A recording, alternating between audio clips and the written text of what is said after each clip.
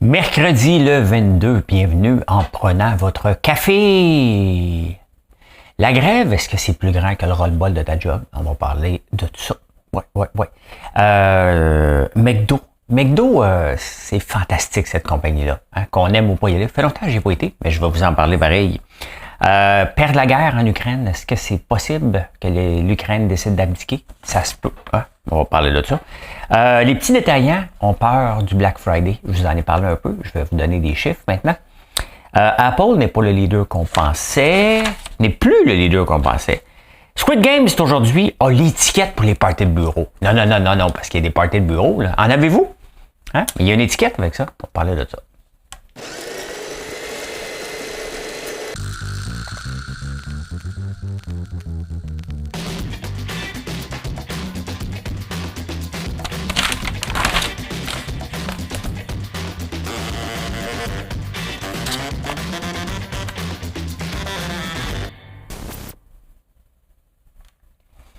Ben, ça buguait. Fait que, comme ça. C'est comme ça. Ça bug des fois. Et ceux qui me suivent pas sur Facebook, c'est notre bombe à lèvres, hein? Selon l'application Yuka, on obtient la note de 100%. Il y a des grandes compagnies qui ont même 0%. Hein? Donc, c'est la plug du jour, le bombe à lèvres, François Lambert, des érables, qui est fait avec l'érable et du vrai sucre d'érable pour un petit goût. Hein? Donc, vous pouvez voir ça sur notre site. Je vais le taguer dans le produit. Ben, je dois te faire des plugs une fois de temps en temps. La guerre. On a la guerre Hamas et Israël. Et c'est, selon les journalistes, c'est la vraie première guerre de la génération Z. Hein? L'Ukraine n'était pas une vraie guerre selon eux, mais ça n'est une. Justement. Est-ce qu'on est tanné? Hein? La guerre, il y a beaucoup de... Et même en Ukraine, ils commencent à dire peut-être qu'on devrait abandonner parce que Poutine n'arrêtera pas. Hein? Et plusieurs soupçonnent la Russie d'être un peu derrière l'Iran qui serait derrière. Il y a beaucoup de suppositions, là. Puis sans rentrer dans les détails. Là. Moi, je me fous, je parle juste d'économiquement. Là. Pas je m'en fous, là, mais vous comprenez. Là, je ne veux pas embarquer dans je suppose, je compte, je suis tout le temps contre les guerres, point final. On part avec ça. Là. Mais l'Ukraine aurait moins d'argent. Bon, hier, ça s'est pas passé de même. Les États-Unis ont encore donné 100 millions à l'Ukraine. Mais à un moment donné, il faut que ça arrête. Il faut que ça arrête à un moment donné. Et quelle est la meilleure façon d'arrêter, sachant que Poutine, ses affaires vont bien. Il va même être partie un des acteurs pour régler le conflit en Israël. Donc, sa meilleure façon, lui, c'était de déplacer des fonds. Et c'est ce qui commence à se passer. Il y en a de moins en moins, puis on en parle moins à l'international. On le voit tous les jours. Mais à un moment donné, c'est parce qu'il faut qu'il se passe quelque chose et ça reste le statu quo. Donc, combien d'années qu'il faut qu'ils se battent? Ben, il y a peut-être quelqu'un à un moment donné qu'il va falloir qui donne. On peut pas juste continuer comme ça et ça nous donne un peu une vision de qu'est-ce qui peut se passer avec la grève qui commence. Tu sais, à un moment donné, faut que tu plies quelque part. Faut voir, donc, à suivre. Mais abandonner la grève pour l'Ukraine, ça voudrait dire quoi? Ça voudrait donner une partie de son territoire, la Crimée peut-être. À suivre, mais ça ne passera pas tout de suite. Là. Mais à un moment donné, ça se peut que ça soit la réalité. Vous dites, regarde, on a tout essayé, mais il faut passer à autre chose.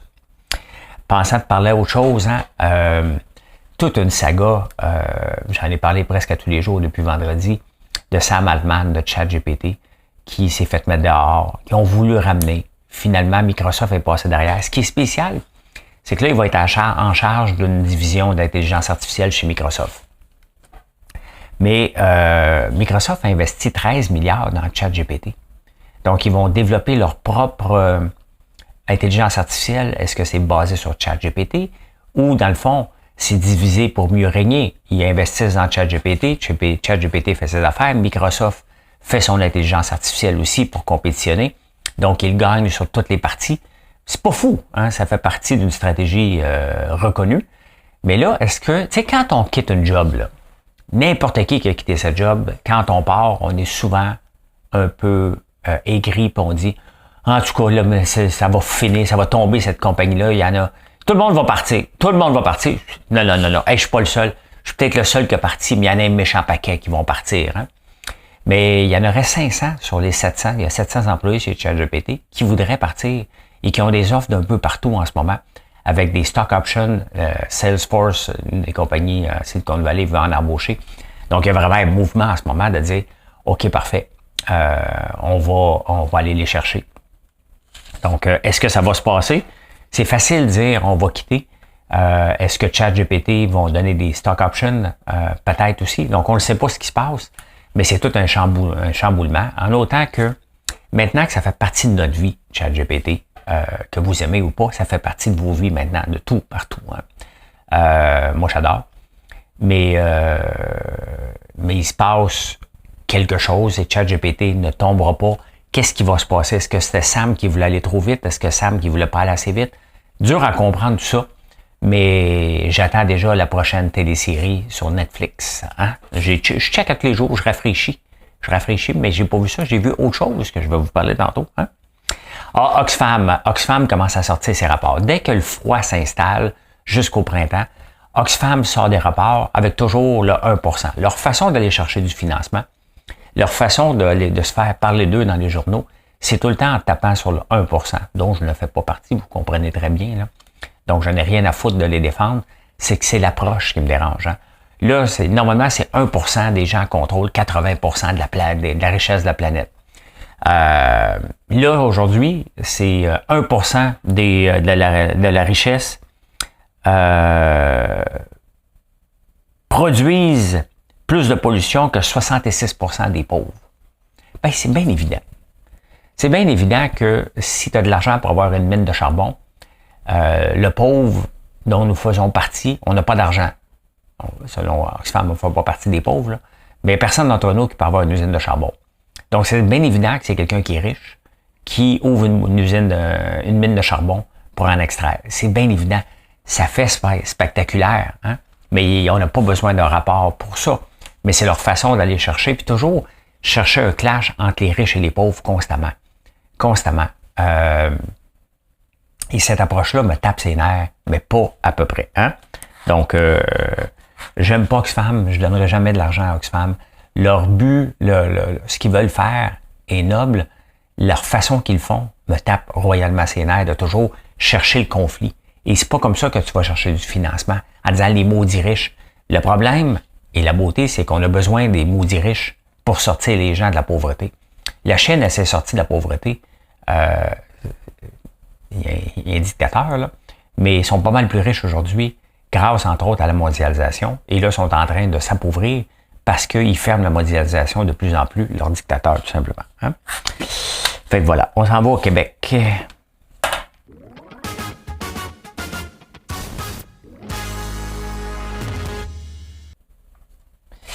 Au Québec, ils m'ont marqué mon temps. Valérie Plante, là, tout le monde en parle. Fait qu'elle a décidé de publier une petite photo sur les réseaux sociaux. Hein? Et je vous montre. Hein? Voilà. Hein? Bien entourée de femmes fortes et fières. Elle n'est pas entourée. Hein? Sur la photo, elle est à droite. On voit Kim Thuy, Jeannette Bertrand, Karine Vanasse. Imaginez-vous, OK? De un, c'est pas une femme forte, là. C'est une femme qui est peut-être à la tête de Montréal. C'est pas une femme forte. C'est une femme qui s'en va selon le courant. Hein? Et son courant, bon, on le sait, c'est le climat à tout prix. Elle n'a pas d'argent pour rien, mais il faut qu'elle sauve le climat à elle seule. Là. Donc, ce n'est pas une femme forte. Il faut arrêter, là. C'est... Non. Vous allez me dire, ben oui, elle est maire de Montréal. On s'en fout. Une femme forte prend des décisions difficiles, très difficiles, ce qu'elle ne fait pas. Elle ne prend pas de choses difficiles, mais s'auto-déclarer une femme forte. Imaginez-vous que je suis à Tout le monde en parle, et à côté de moi, on aurait, mettons, je vais choisir quelqu'un, là, Martin Saint-Louis, il y aurait moi, bon, ça prend quelqu'un d'un peu âgé, mettons, Brian Mulroney, et un bon écrivain top, là, au Québec, Michel Jean peut-être,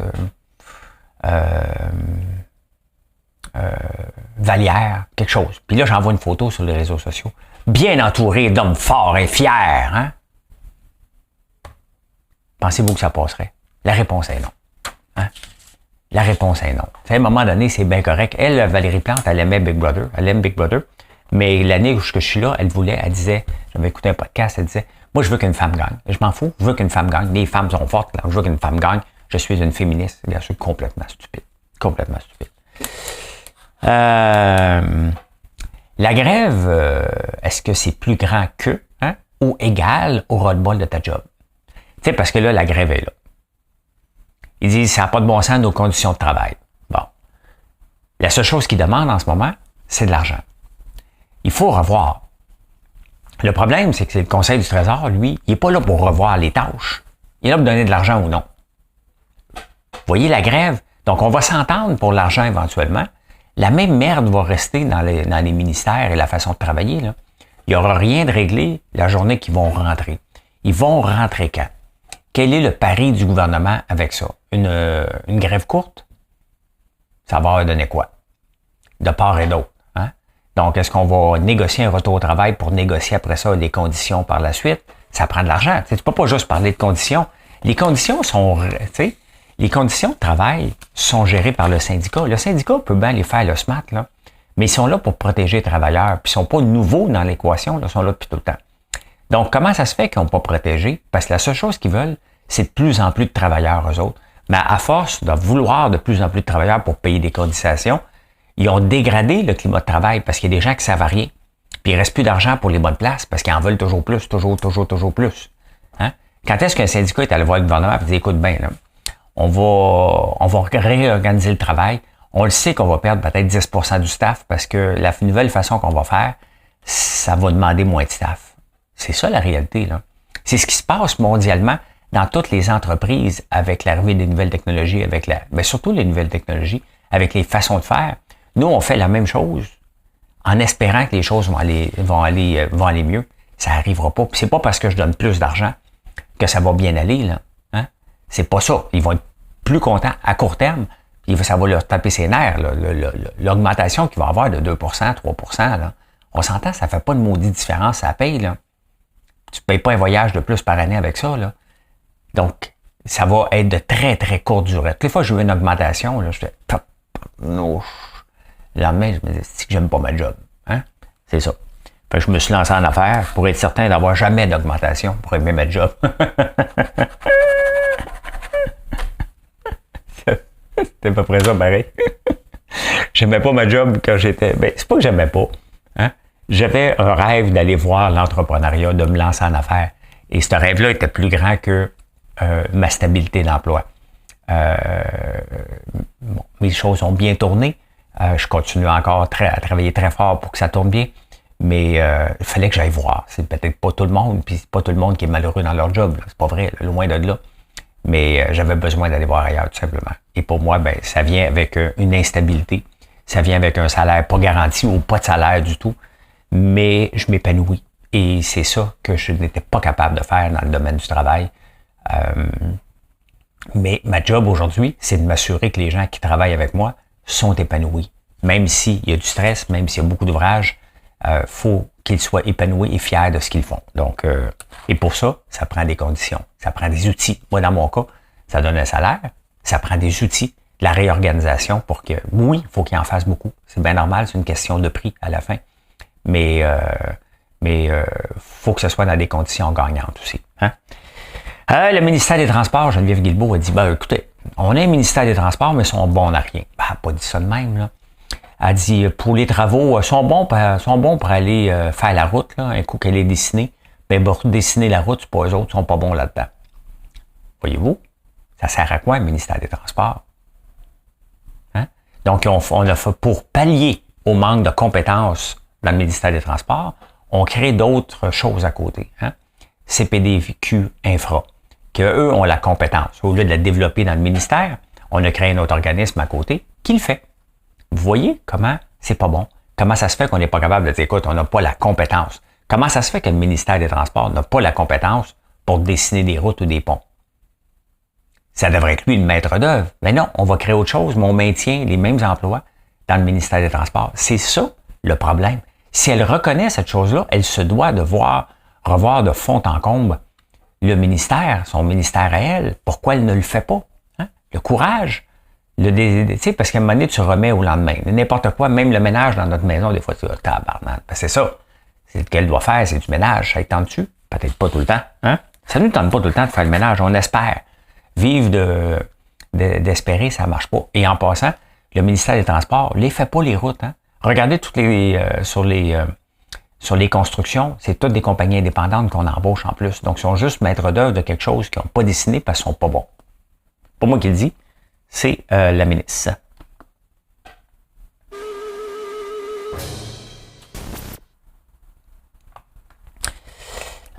McDonald's.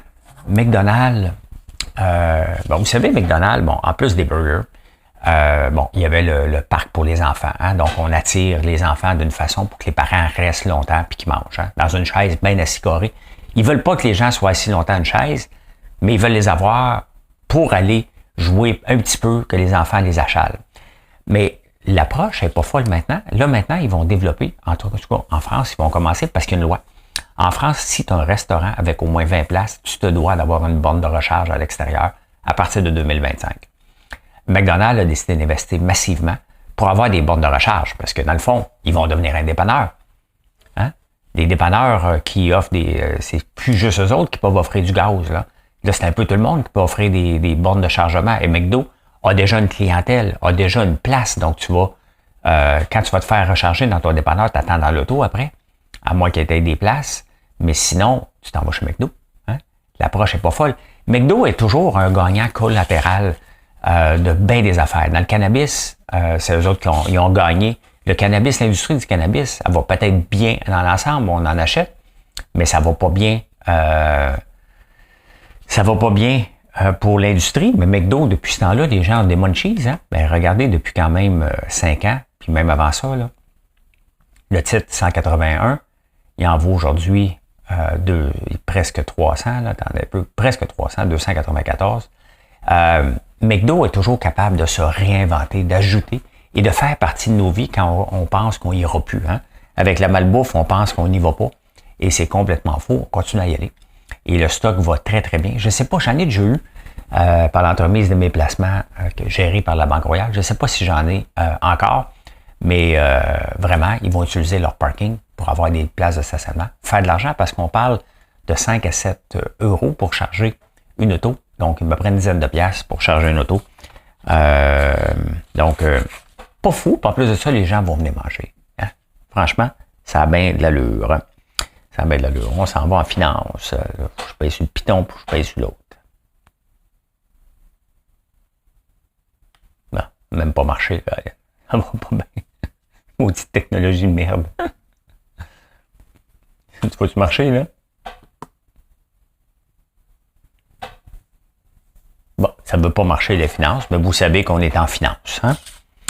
Voilà, maudite affaire. Hein? Ça, c'est le côté de faire le show qui me tape ses nerfs, toute la technologie que je dois avoir pour être capable de le faire, qui ne marche pas tout le temps à mon goût.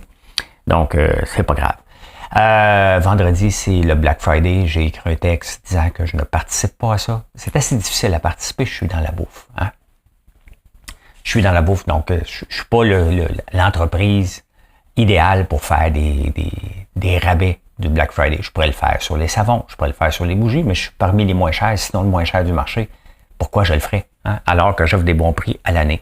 65% des entreprises, des PME, ont peur des ventes qui soient affectées par les ventes parce que les gros vont offrir des rabais. C'est sûr qu'Amazon, s'il y a une TV à vendre, t'en profites pour acheter autre chose. C'est bien évident. C'est bien évident. Donc, est-ce qu'il y a un backlash?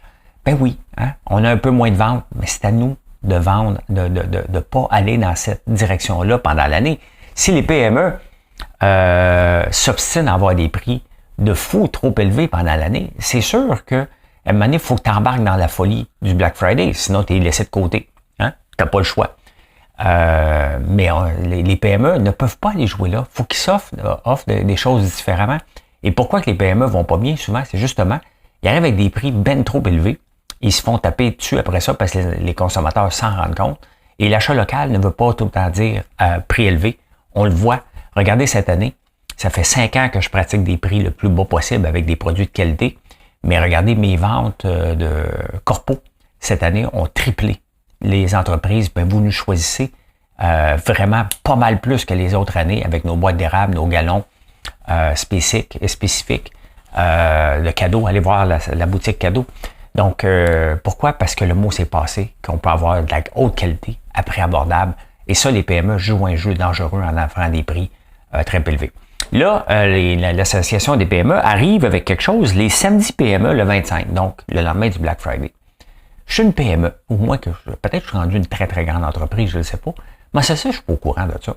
J'apprends ça dans les journaux, là, qu'il y a un samedi PME. Tu sais, si tu veux faire la promotion pour contrebalancer le Black Friday, ça se prépare le samedi PME. Je n'ai pas de deal pareil à offrir, mais ça se prépare quand même, là. Donc, à suivre, hein? À suivre. Cruise.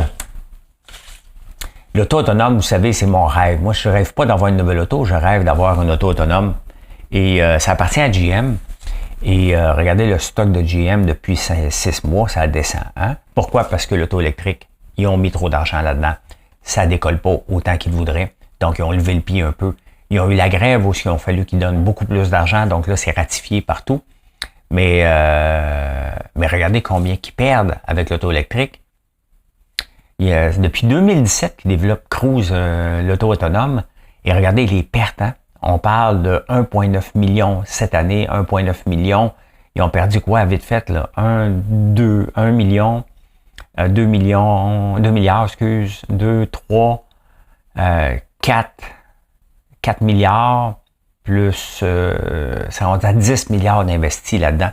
Et on le voit, tu sais, que les technologies sont encore à développer beaucoup. On est au premier balbutiement. Il y a des gagnants. Des fois, quand tu veux être le leader, tu es souvent le perdant. Hein?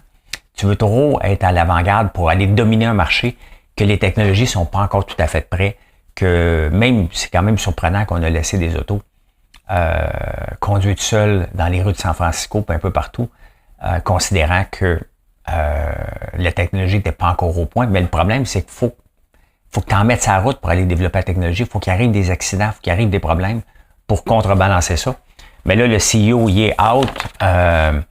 Ils se font bloquer un peu partout et c'est normal. Donc, c'est beaucoup d'argent pour aller dominer un marché. Donc, pas de suite que je vais avoir mon auto Cruise. Moi, je rêve. C'est ça que je veux, moi.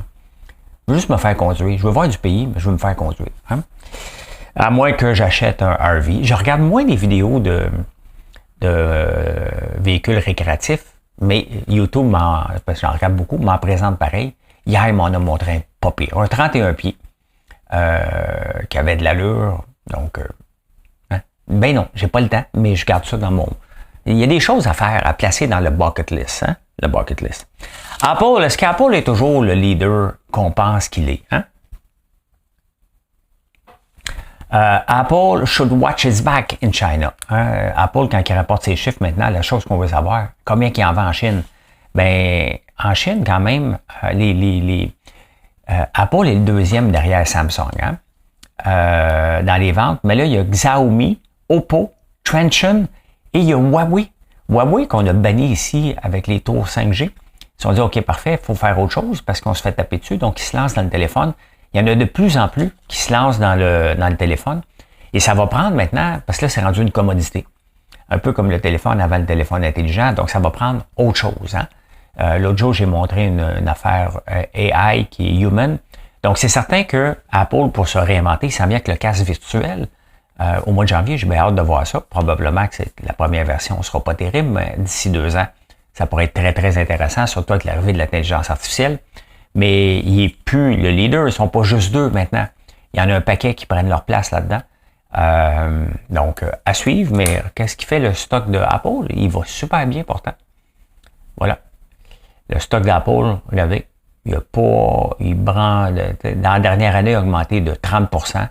Ça va bien quand même. Warren Buffett dit que quand même c'est un bon stock. C'est quand même un bon stock, là, parce qu'ils auront de l'argent plein les oreilles. Ils peuvent... Tu sais, j'ai comme l'impression qu'Apple va être celui qui va arriver avec l'auto autonome, la vraie, dans quelques années. Ils travaillent encore là-dessus, mais personne ne le sait qu'ils travaillent dessus. Ils sont capables de maintenir le secret un petit peu plus longtemps qu'on pourrait le penser. Pendant que je suis là, je vous montre Beyond Meat, la viande artificielle. Hein? Et Beyond Meat et le bio ont la même problématique et le même combat, le prix. Ça coûte plus cher manger de la viande, la fausse viande, ça coûte plus cher manger le bio. Et au moment où ce que l'inflation nous fait mal, mauvais timing pour Beyond Meat. Hein? Regardez, ça a déjà valu, si on regarde max, ça a déjà valu 250$. C'était supposé remplacer toute la viande de la planète, régler tous les problèmes. Ben regardez, hein, si on regarde moins 97% depuis le pic que ça a tombé, et ça va pas tellement bien non plus. Ils ont des ententes avec Pizza Hut pour faire du faux pepperoni, mais le prix est toujours là. On s'achète une pizza chez Pizza Hut, c'est pas du haut de gamme, là. C'est une pizza pour manger une pizza. Donc, s'il faut que tu payes 2, 3 piastres, 4 piastres de plus pour avoir du faux pepperoni, je sais pas si c'est ici au Canada, mais en Europe. Donc, c'est la même chose. Le bio, il y a beaucoup de fermes bio qui se reconvertissent. Regardez dans le sirop d'érable ici, on a une pénurie de sirop d'érable, mais il manque pas de bio parce qu'on n'achète pas de sirop bio. Techniquement, vous êtes même surpris d'en avoir. Donc, il y a une limite à la capacité des gens à vouloir payer pour son alimentation. On est prêt à payer, mais jusqu'à un certain prix. Il faut que ça soit équivalent à ce qu'on mange en ce moment. Sinon, à quoi bon? C'est ça, le challenge. Hein? On s'en va insolite. Ça va-tu marcher, ça? Non. Bon, ça marche plus. Ça collabore plus le matin. La télé-réalité. Squid Game, quand même, un show sur Netflix qui avait fait fureur. C'était pas vrai, il y avait 456 participants. Là, aujourd'hui, il lance la télésérie sur Netflix. Il n'y a personne qui meurt à la fin, là, parce que dans la première série, étant donné que c'était une fiction, il y avait des gens qui mouraient. Là, il n'y a personne qui meurt. J'ai hâte de voir ça. Mais le gagnant peut gagner 4 560 000. Donc, intéressant, 100 000 par personne, dans le fond. Là. Chaque fois qu'il y en a un qui est éliminé, tu as 100 000 piastres de plus, mais sauf qu'à la fin, il en reste rien qu'un.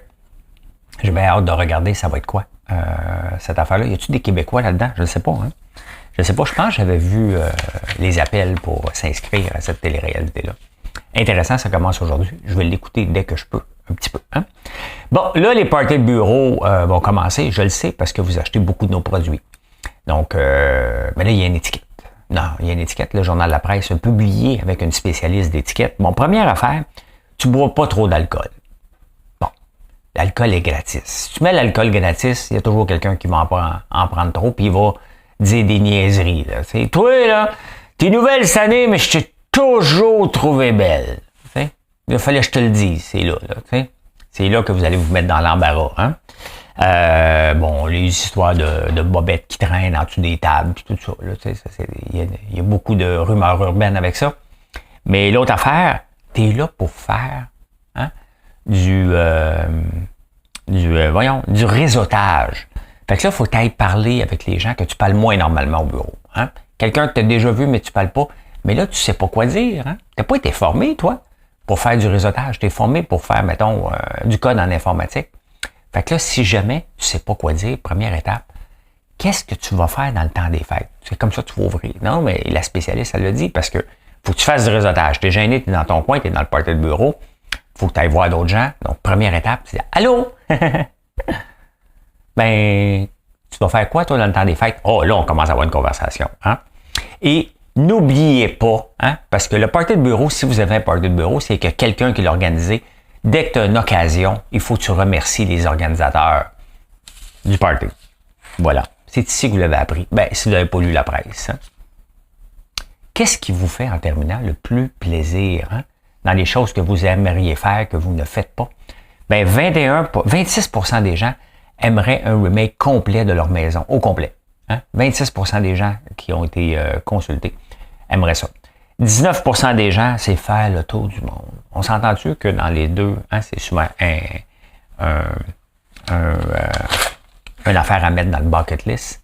Moi, le tour du monde, je m'attendrais. Le tour du monde, moi, ça serait 10 jours quelque part, un an ici, 10 jours quelque part, un an ici. Ça me prendrait du temps à faire le tour du monde, moi. Et ça marche-tu, ce maudisson-là? Hein? Ça marcher, ça? Ben, ça a marché. Hey, merci d'être là. Je vous souhaite une excellente journée. Puis venez nous voir sur françoislambert.one. Allez, bye, bonne journée.